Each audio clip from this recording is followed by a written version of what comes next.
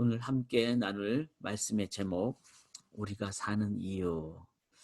어, 쉽게 얘기하면 왜 사십니까? 이렇게 우리가 질문을 던졌을 때, 또 스스로에게 물었을 때 여러분은 어떻게 대답하시겠습니까? 왜 사냐고 물으신다면 어떻게 대답하시겠습니까? 사람은 의미를 갖고 사는 존재이죠. 동물은 어, 그냥 became being이라 그러죠. 이미 된 존재. 그래서 태어나면서부터 본능적으로 삽니다. 즉 태어나면서부터 갖게 되는 하나님이 주신 그 본성에 의해서 살아가죠. 근데 사람은 becoming being, 되어가는 존재입니다. 그 말은 뭐죠? 관계성 속에 있고 또 의미를 항상 추구하며 의미를 확인하고 살아가는 존재라는 거죠. 그래서 질문하는 존재고 답을 가져야 되는 존재입니다. 그런데 이런 질문을 사람들은 하지만 답은 어떻죠? 각자 여러 가지가 있죠. 인생은 모른다. 이 누가 한 말입니까? 소크라테스가 한 말이죠. 아무것도 모르는 존재, 너 자신을 알라. 그렇게 그래서 철학은 너 자신을 알라 질문을 하고 이제 지금까지 철학의 수천 년의 답은 아무것도 모른다. 뭐 제가 철학을 전공해서 알죠. 상대주의라 그러죠. 상대주의는 뭐죠? 너도 답을 나도 답을. 이 말은 정답이 없는 아무것도 모르는. 뭐 최근에 이제 어제 추석인가요? 한국에서는 이제 유명한 그 73세 된 가수가 이제 나모 씨, 나훈아 씨죠. 가수가 이제 부른 신곡 중에 하나가 태수형, 뭐 테스형 이렇게. 그게 무슨 말인가 하면은 소크라테스의 약자죠. 그래서 테스형. 근데 그렇게 불렀지만 그 말은 뭐죠? 그 내용은 그런 거랍니다. 아무것도 모르는 우리 인생 그냥 삽시다. 뭐 이런 의미 아니겠어요? 그래서 참 뭐 멋있는 노래 제목 같지만 실은 그 속에는 우리 인생의 부족함을 얘기하는 겁니다. 그 인정하자. 그게 불교 아닙니까? 그러니까 그냥 살자. 인정하자. 뭐 그렇게 막 힘들게 살려고 하느냐. 그래서 이게 그냥 살자. 이게 이제 법정 스님이 한 얘기예요. 사람은 태어난 존재인데 그 다음에 왜라고 묻는다면은 우리의 물음 이전에 먼저 우리는 태어난 존재니까 그냥 살자. 이게 이제 불교적인 생각이죠. 저는 뭐 불교를 비하하거나 폄훼할 생각은 없습니다. 나름의 의미는 있죠. 그렇지만 궁극적인 대답은 아니라는 거죠. 또 이런 질문을 하잖아요. 그 김상용 시인이 왜 사냐고 묻거든, 뭐 살거든 웃지요. 이런 이제 시를 썼는데 왜 사냐고 우리가 묻는다면은 그냥 웃지요. 이 속에는 뭐 여러 가지 의미가 있죠. 뭐 답을 몰라서 그냥 살아야 되니까.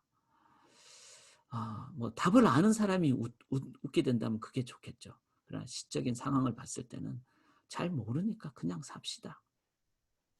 또 서정윤 씨는 인생은 사라져 주는 것이 아니라 그랬는데 실은 대부분의 사람들은 먹기 위해 살고 또 태어났으니까 살고 또 사회가 갖는 가치관 때문에 살고 죽도록 뭐 돈 벌기 위해서 사는데 돈 벌어 다음에 어떻게 되죠? 다 쓰지 못하고 죽거나 또 벌려고 살다가 죽거나 살아주자. 아니면 또 이런 사람도 있어요. 세상은 넓고 할 일은 많으니까 열심히 살자. 그래서 가장 나쁜 해충은 대충이라고. 대충 사는 게 가장 나쁘다. 기생충도 아니고 대충이라고. 그렇게 하면서 또 열심히 살자고 하는 경우도 있죠. 그러나 이게 다 답인가요? 정답이라고 생각하시나요?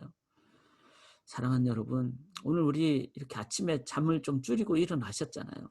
오늘 정말 하루 또 남은 평생 매일을 어떻게 사시겠습니까? 이 답을 알고 사시고 바르게 살아야 되지 않겠습니까?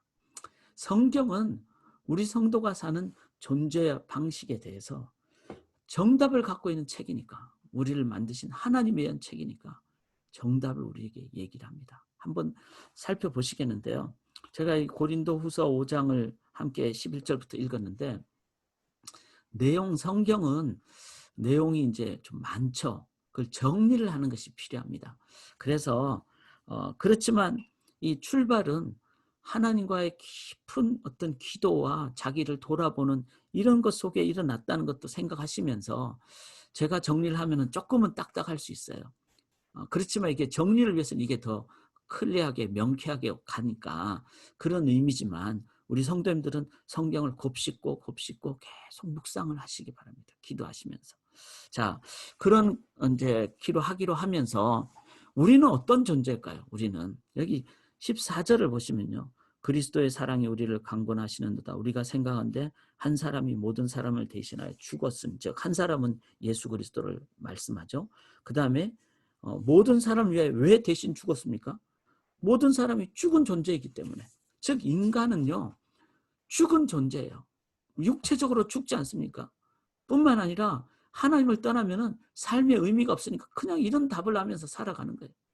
근데 정말 저는 정말 안타까운 것이 저를 포함해서 예수 믿는 사람들이 완전히 다른 가치관을 갖고 살아야 되는데 이 세상에 살다 보니까 이렇게 산다는 거예요.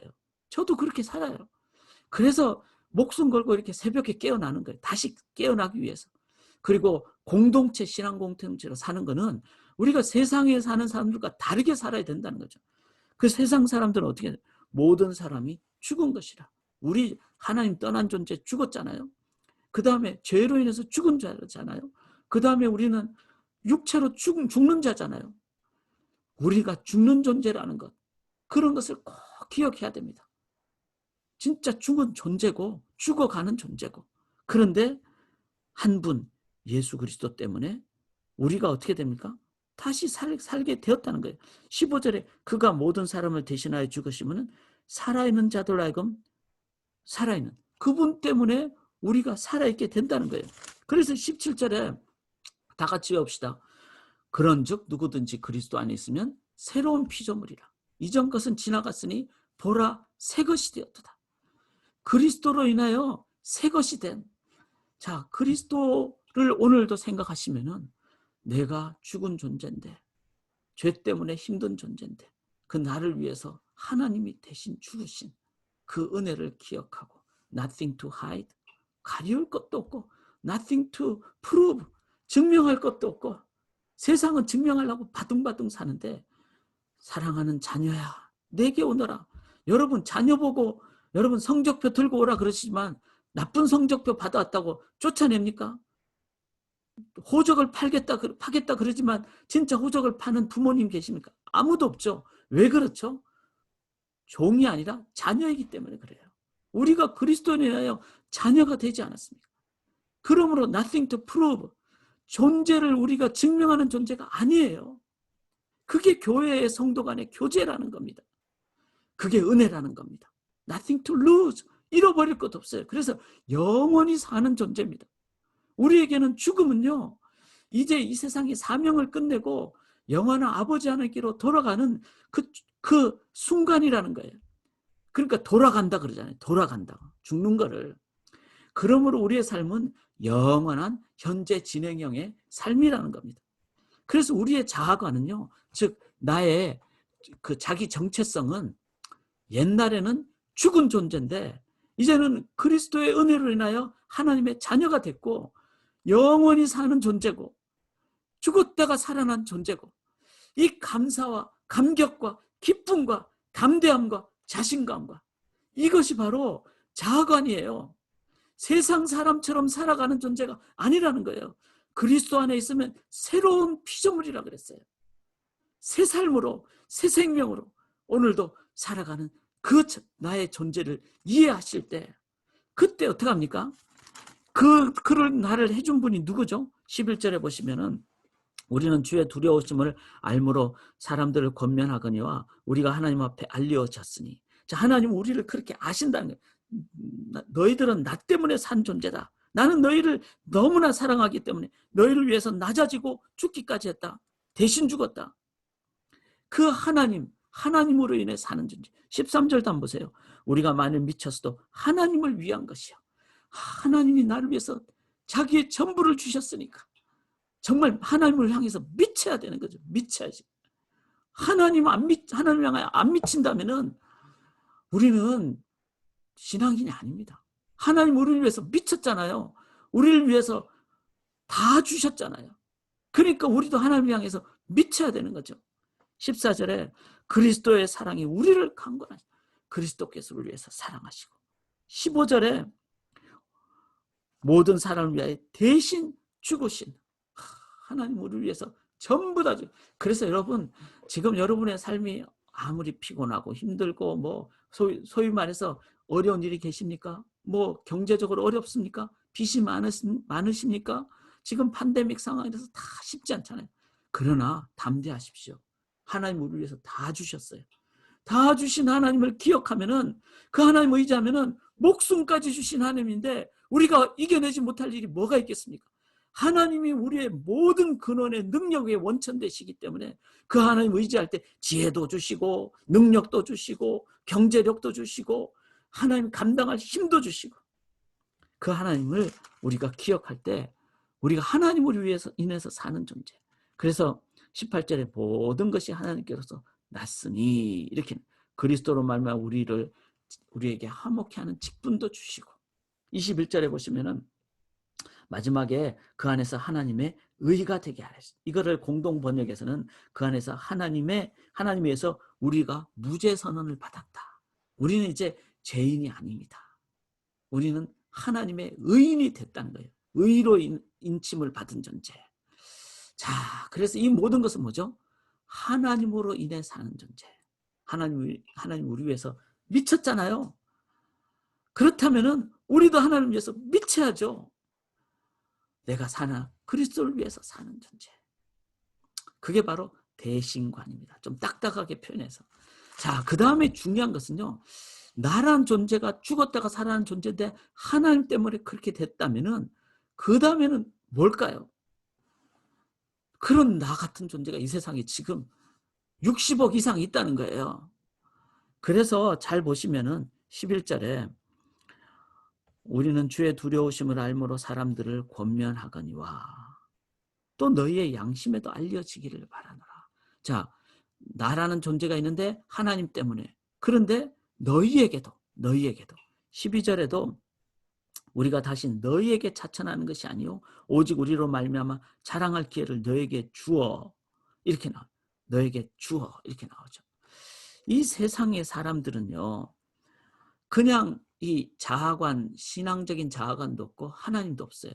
그러니까 그냥 무슨 기준으로 살죠? 12절에 보면은 외모로 자랑하는 자들. 그 다음에 16절에도 한번 보세요.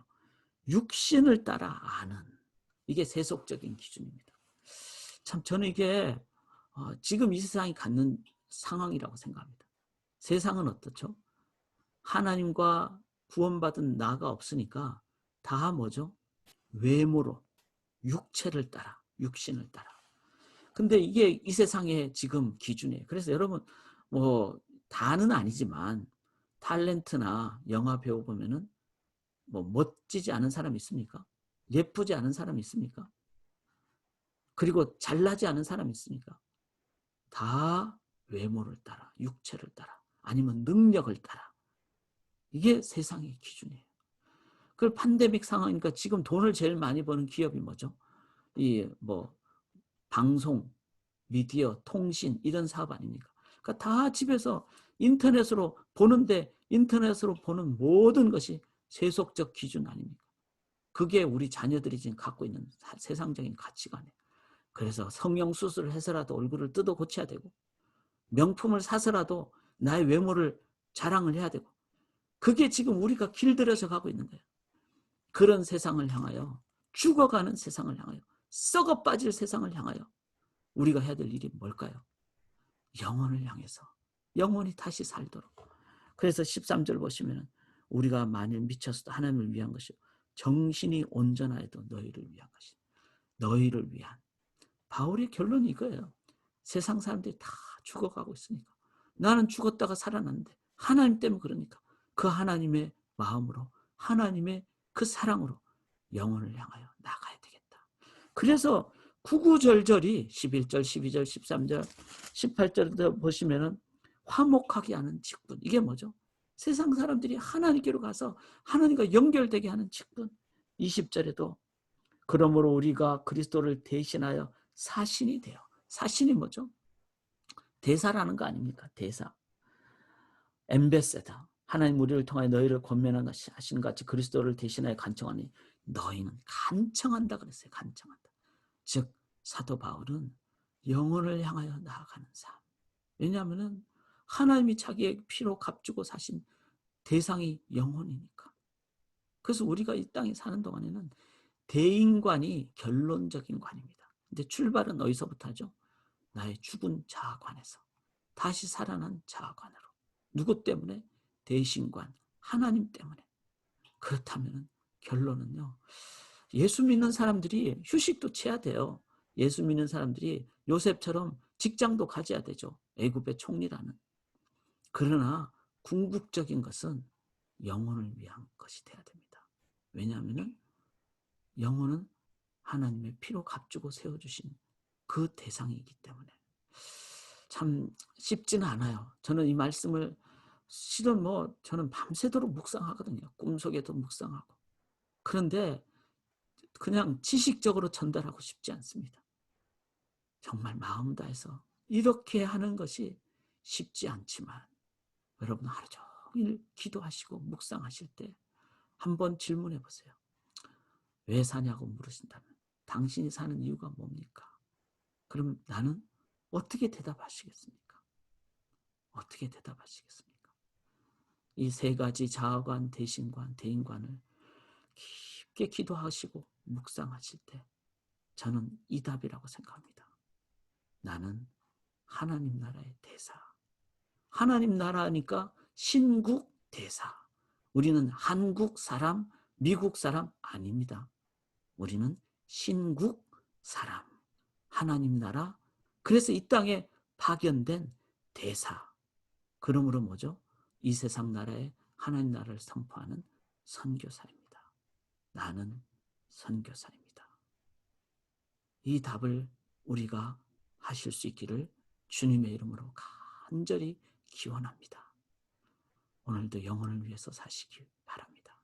그러기 위하여 그리스도 안에 있는 새로운 피조물을 기억하시면서 감사하면서 한순간이라도 내가 만나는 영혼을 위하여 내 안에 그리스도가 전파되도록 그리스도의 향기만 선포하도록 나아가시기를 주님의 이름으로 간절히 기원합니다. 저 좀 시간이 갔지만 우리 이 3절 부르십시다. 동행하시고 주의 뜻을 행하는 그러게요. 하나님의 성령으로 이 길을 걸어가십시다. 나와 동행하시고 모든 염려하시니 나는 숲의 새와 같이 기쁘다면 내가 기쁜 마음으로 주의 뜻을 행함은 주의 영이 함께함이라면 성령이 계시네 할렐루야 함께 하시네 좁은 길을 걸으며 밤낮 기뻐하는 것 주의 영이 함께함이라면 하나님 나라 대사로 살아가십시다. 우리 말씀 그대로 기도 제목 보시면서 자아관과 대신관과 대인관 미국을 위하여 한민족을 위하여 그렇게 보시면서 기도하시면서 우리 함께 나가도록 하겠습니다.